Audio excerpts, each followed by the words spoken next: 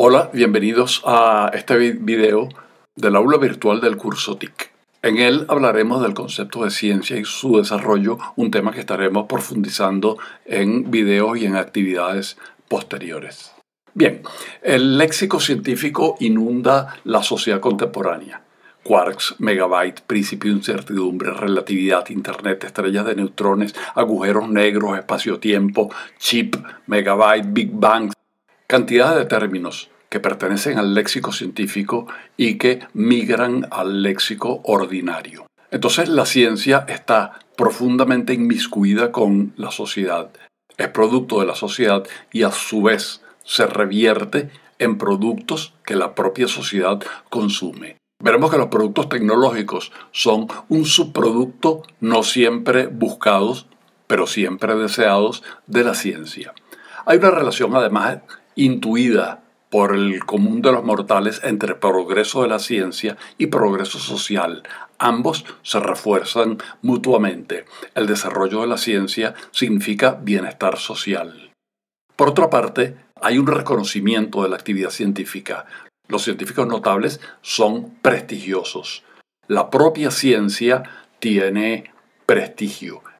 La publicidad permite constatar esta afirmación, el rol que tiene la ciencia en la literatura, en particular en la literatura de ciencia ficción, en temas de impacto mediático como series de televisión, piensen en The Big Bang Theory. La ciencia despierta interés en los sectores no científicos de la comunidad.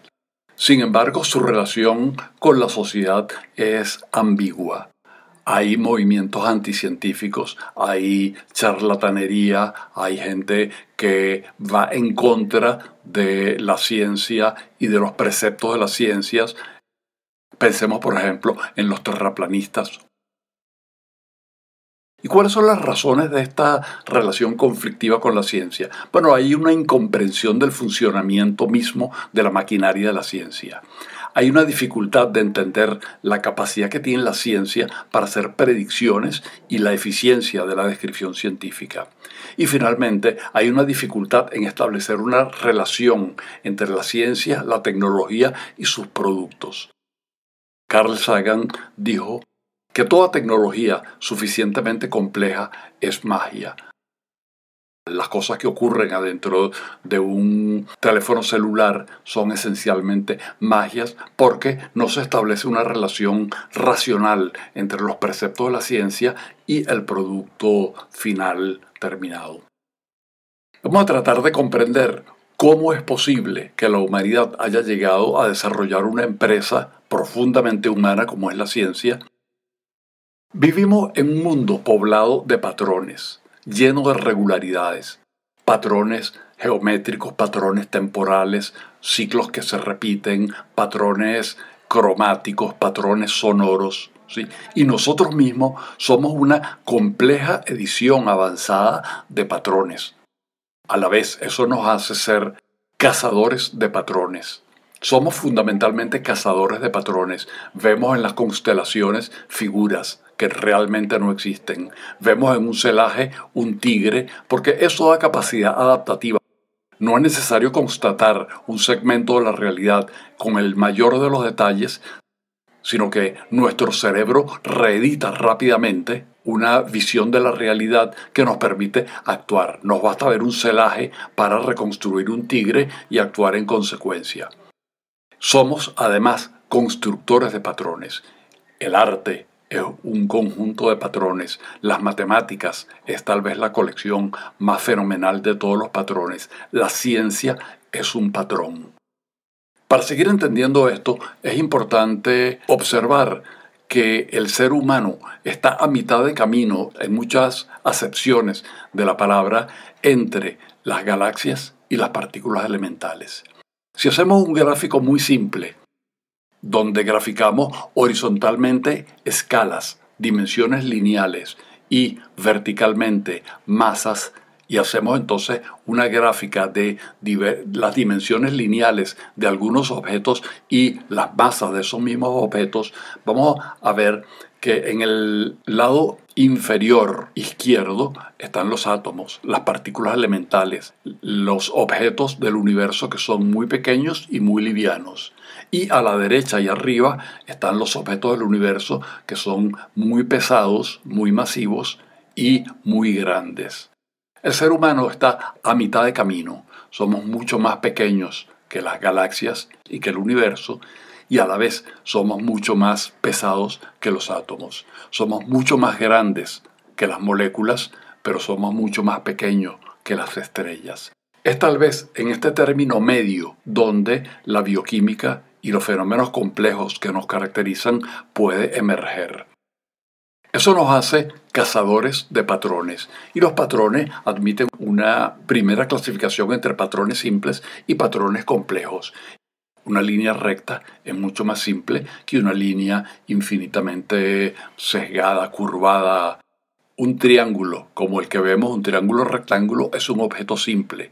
Por eso podemos saber de él. Por eso Pitágoras pudo establecer un teorema. Mientras que un gráfico difuso y enredado como el de la derecha no admite una descripción sencilla. Un círculo es un objeto sencillo, todos los puntos equidistan del centro y eso hace que imaginarse un círculo sea relativamente simple y describirlo también, y descubrir que hay leyes que codifican todos los círculos del universo. Y es que si medimos el perímetro y lo dividimos entre el diámetro, siempre nos va a dar un número pi. Así comienza a penetrar las matemáticas en la descripción del mundo. Entonces por eso buscamos elementos básicos, bloques con los cuales construimos la realidad. Y eso arranca de las matemáticas. Por ejemplo, el número 339.570 lo podemos descomponer en términos de sus números primos, que son las entidades matemáticas fundamentales con las cuales construimos la realidad matemática. De modo que la estrategia de la física es aislar un pedazo de la realidad. Si la filosofía pretende responder todas las esencias, la ciencia no. La ciencia, como vamos a ver, es mucho más modesta. La ciencia se ocupa de apariencias. Por otra parte, la ciencia aprende de sus errores. Sí, la ciencia comete errores. La ciencia comete errores, pero sabe enmendarlos. La ciencia es más modesta. Sabe cuando no sabe. Reconoce sus propias limitaciones, reconoce sus propias ignorancias, pero también es arrogante y ostentosa, porque cuando tiene pruebas en la mano, entonces califica de verdad objetiva y universal lo que está obteniendo. Entonces la ciencia aísla un pedazo de la realidad y sustituye el porqué filosófico por el cómo científico. La idea de la ciencia es tratar de establecer patrones que de alguna manera se parezcan al universo.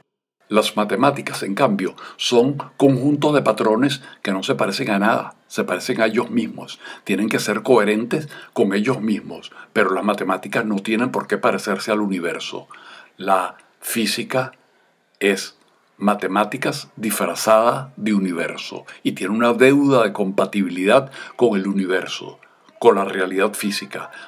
Entonces la física aísla una rebanada de la realidad, la mide, hace experimentos, la observa, la escruta.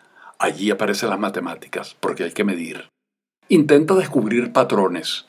Con los patrones construye conceptos. Con los conceptos formula leyes en términos matemáticos. De nuevo entran las matemáticas a jugar un rol. Cuando tenemos un conjunto significativo de leyes suficientemente amplio, la codificamos en forma de teorías, que son fundamentalmente conjunto de ecuaciones. Con la teoría en la mano, hallamos las consecuencias de la teoría. Desarrollamos bajo ciertas circunstancias las soluciones de las matemáticas, y eso nos conduce a predicciones.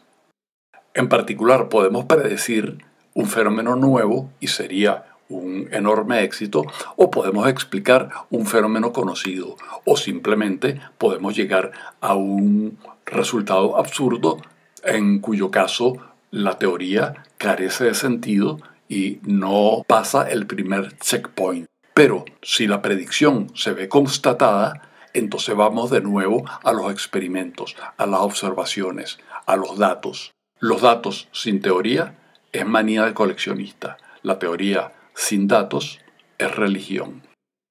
En este complejo proceso aparece la tecnología como un producto del fenómeno nuevo recién descubierto. Y a su vez, ese fenómeno se convierte ahora en una manera de escrutar la realidad con más detalle. De esa manera, la física elabora teorías. Ciertamente, la historia de la física está tapiada por cadáveres de teorías fracasadas. Y así se va construyendo una flecha de progreso. La ciencia progresa.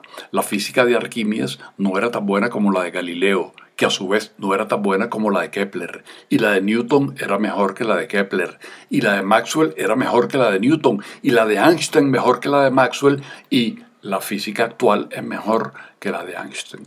Mejor en el sentido de que nos hacen una descripción más precisa de la realidad, una descripción con mayor resolución, lo cual no significa que la teoría anterior esté mala, simplemente es un mapa de la realidad que no tiene tanta resolución. Ese es el avance de las teorías científicas y sobre estos temas estaremos conversando en los siguientes videos. Hasta pronto.